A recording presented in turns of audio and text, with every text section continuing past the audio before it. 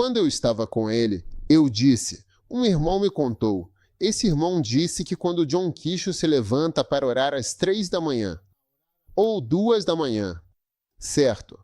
Você rapidamente troca seu pijama macio e confortável por roupas adequadas e cuidadosamente selecionadas para sair e começar um novo dia cheio de atividades. Sim, isso vai funcionar. Alguns de vocês dormem pelados e outros não. Mas você troca a roupa de dormir.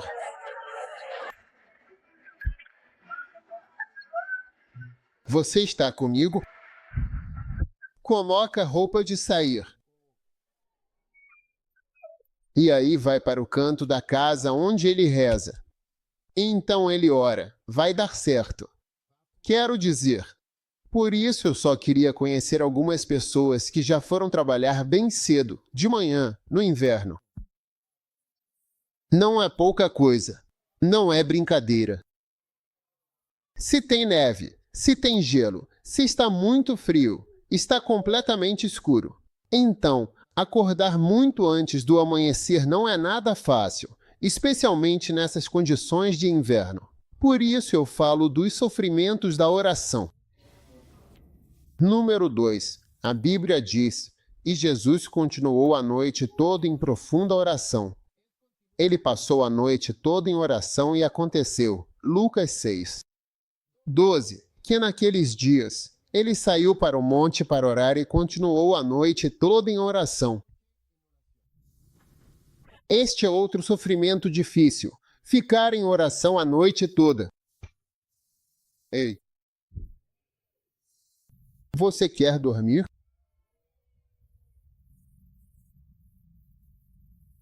Você prefere ficar com seu amante a noite toda?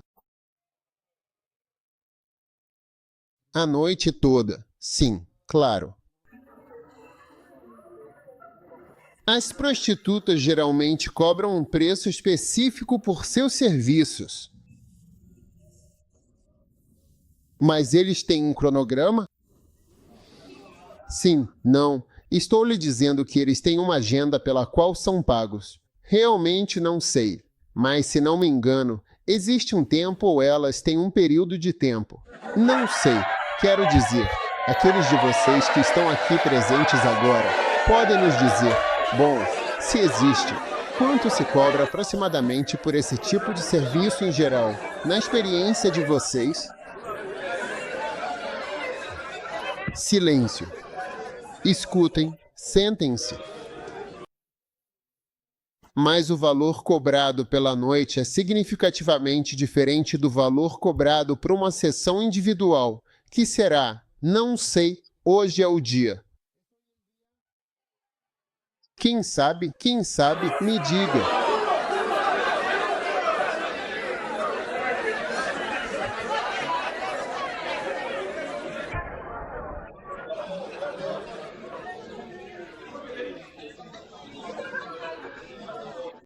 Ninguém sabe.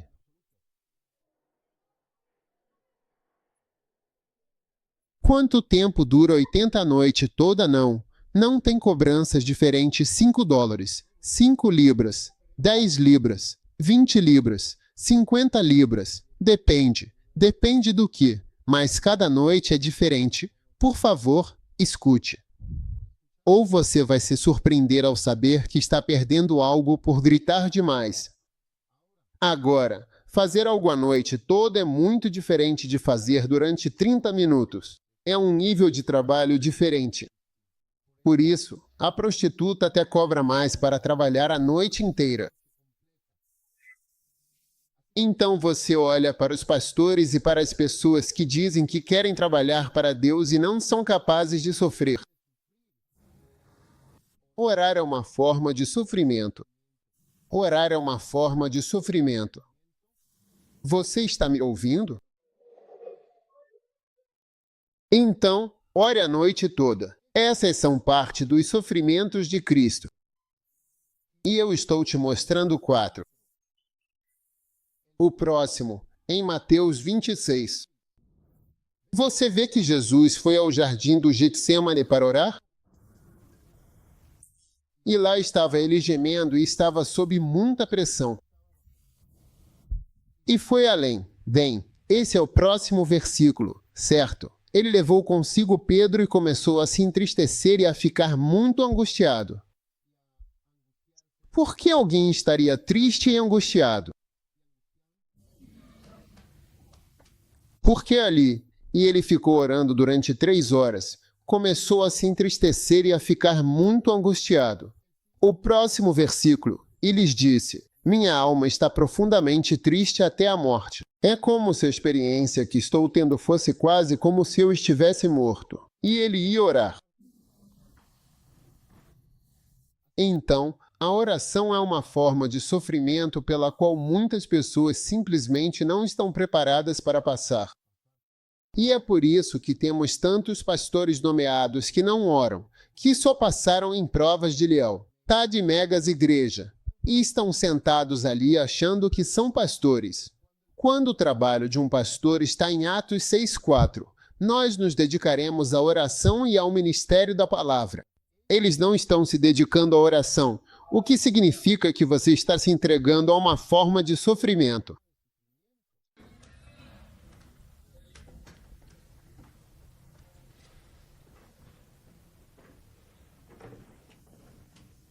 Honestamente, se você não está disposto a sofrer dessa maneira, sinceramente, quero que até mesmo considere renunciar.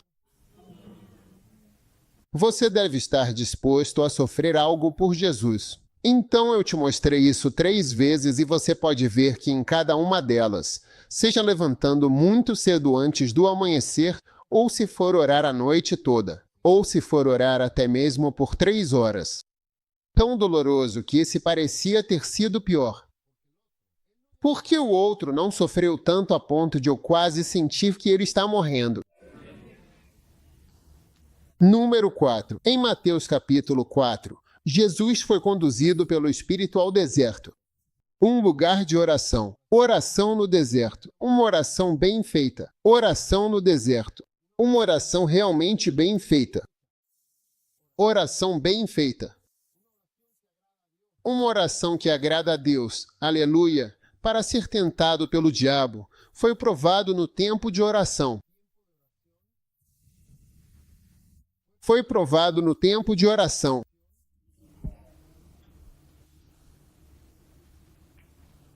Para quê? Para ser tentado pelo diabo. O versículo seguinte, versículo 2, e quando ele jejuou 40 dias e noites. Depois de um tempo, sentiu muita fome. É quando o diabo aparece. Quando sua carne está em chamas e desperta, o diabo tenta com grande força e persistência. A carne está profundamente adormecida. Então você acorda com sentimentos intensos, com desejos, com atitudes, com estados de ânimo e emoções. Foi depois do jejum que a carne se tornou algo importante, certo? E versículo 3. E quando o tentador veio até ele para colocá-lo à prova, está vendo? Então ele teve esse período bom e significativo de jejum, um tempo de preparação espiritual. Ele estava ali sozinho com o Senhor. Depois disso, o diabo não estava disposto a deixá-lo em paz por causa das intercessões que ele havia feito e sofreu muitas e diversas tentações porque havia orado. E claro, no jejum e na oração você entende isso perfeitamente bem, não é? É algo que se compreende de forma muito clara. Não é fácil. Um irmão me contou que estava jejuando por 21 dias. E ele me disse que, olha, até esquecia que estava jejuando, então saía correndo para pegar o ônibus em Londres. Depois ele disse, um dia estava no 18º dia. Sim, faltavam 3 dias para terminar. Sim, ILT, break time igual 0.5S e GT. E foi tentado pelo diabo. Ele contou. Eu jejuei no 18º? Ele, doeu, comi, não queria. Ele, isso afetou. Sim. Ele disse que decidiu jejuar por 21 dias. Começou de novo os 21 dias, jejum seco só com água e nada mais. Não, não. Mas há semanas ele começou de novo e disse: desta vez completei os 21 dias. Sabe, eu não sou, não é? Até quando digo que alguém jejuou por 21 dias, todo mundo fala: uau, o que essa pessoa está sofrendo neste momento? Agora, todos dizem conquista. Deus novamente. Conquista. Sim, o que eu quero que você saiba é que o sofrimento é uma espécie de conquista, é uma conquista. 1 Pedro capítulo 5. Mas antes de lermos 1 Pedro capítulo 5, quero reservar um momento para lhe dizer algo importante. João capítulo 19, versículo 28. Depois disso, Jesus, sabendo que tudo estava consumado. Agora, o que aconteceria com ele? Realizado. Para que a Escritura se cumprisse. Eu disse primeiro, realmente, o que foi alcançado? O que foi alcançado? Tudo foi plenamente cumprido. Veja, há coisas que você realmente precisa realizar. Amém. Lucas capítulo 18. O versículo 31 diz Lucas capítulo 18, versículo 31, e aqui vamos nós para Jerusalém. Ok. E se cumprirão todas as coisas escritas pelos profetas acerca do Filho do Homem. Amém. Que será realizado. Amém. Agora, 1 Pedro capítulo 5, versículo 1. Por favor, ouçam. Eu exorto. Amém. Eu exorto. Tudo bem.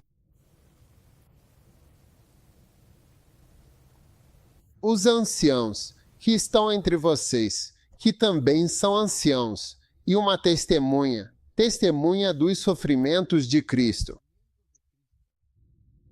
Eu vi, e não a cruz, ele fugiu. Pedro fugiu da cruz. Todos vocês sabem que ele fugiu.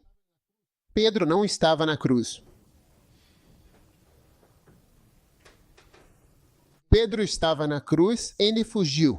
Era Juan quem estava lá, é o John Pecker. Não finja ser o pior. Você entendeu? Esta carta que ele escreveu não diz que ele estava na cruz. Ele disse que testemunhou o sofrimento. Jesus não sofreu apenas na cruz. Ele sofreu até chegar à cruz neste mundo. Quer dizer, ele sofreu muito, sim. E também um participante da glória. Lucas 11, versículo 1. Lucas 11, versículo 1. O que é essa passagem? Lucas capítulo 11. E ele desmaiou enquanto orava. Ao ver isso, um dos discípulos lhe disse: Senhor, ensina-nos a orar. Veja, ele viu, amém, orando. E ele disse: Senhor, ensina-nos a orar. Ensina-nos a orar, amém. Agora, quando se trata do sofrimento, o que quero dizer é que cada experiência tem um pouco de sofrimento, que é peculiar daquela experiência, até que você passe por tudo. Alguém te conta e você acredita. Você não sabe que há sofrimento nisso. Um dia eu estava conversando com uma senhora, uma irmã mais velha que não era casada. Ela também nunca teve filhos. E ela disse algo. Ela disse: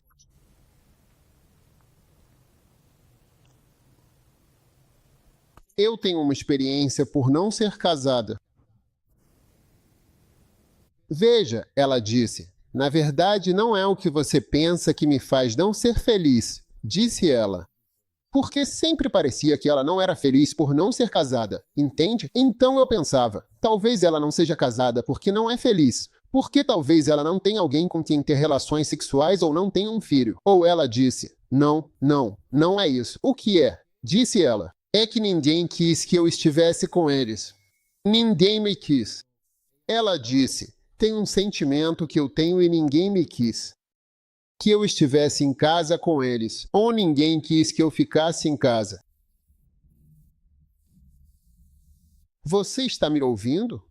Quantos de vocês percebem que não teriam pensado nisso, né? Que nenhum homem quis que eu ficasse com ele ou morasse com ele. Na vida dela, sim. Uau, nunca pensei nisso. Fiquei surpreso quando ela falou. Fiquei chocado. Veja, o que acontece é que quando você passa por algo, existe um sofrimento único para aquilo. Se você não sofreu isso, não vai saber. Você não vai entender. Quando a pessoa diz que não é fácil, você não sabe do que ela está falando. Não é fácil. Eu não entendo o seu problema. Por que não é fácil? Aqui você é independente, tem seu dinheiro e faz suas coisas. Você acorda quando quer, sai quando quer. Faz o que quer. Você não tem essas dores de cabeça de casamento. Seu marido foi fiel a você? Ele ama outra garota? Você está enviando mensagens para mais alguém? Você está amando outra pessoa? Você não tem esses assédios. Você é seu próprio mestre. Qual é o seu problema? E ela disse, sinto que ninguém me queria. Ninguém me queria em casa, que gostavam da minha companhia e da minha presença. E que minha vida foi construída em torno dessa pessoa. Outra vez, conheci um irmão divorciado, e ele disse um dos erros me divorciar. Perguntamos, por quê? Por que você disse isso? Ele disse, eu tenho uma nova esposa. Quando penso nisso, toda a minha vida com minha primeira esposa se foi, a história da minha vida. Tudo isso é a primeira parte. Ele disse, isso me incomoda porque é como se a minha vida, aquela que vivia ao lado dessa pessoa, tivesse desaparecido. Mesmo que houvesse problemas, e agora eu tenho uma garota nova e bonita. Ele não está satisfeito com isso, porque tem outro problema, que você não saberia até que a pessoa te contasse. Sim. Porque ela é a pessoa com quem você veio aqui. Você fez isso com ela. Você veio aqui. Você passou por várias coisas.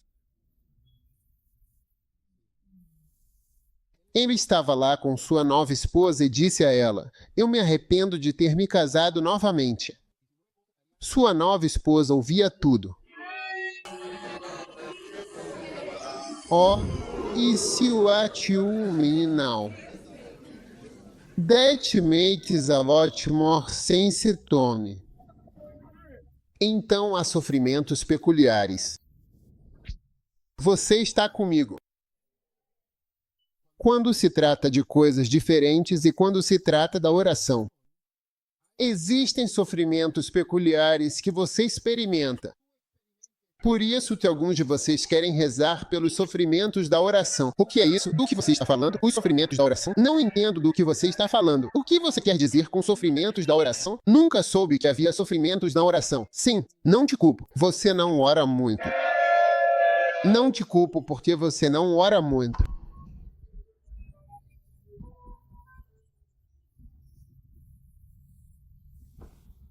Você está me ouvindo? Ah, sim. Vejo a Nova Zelândia se tornando uma das forças de oração mais fortes.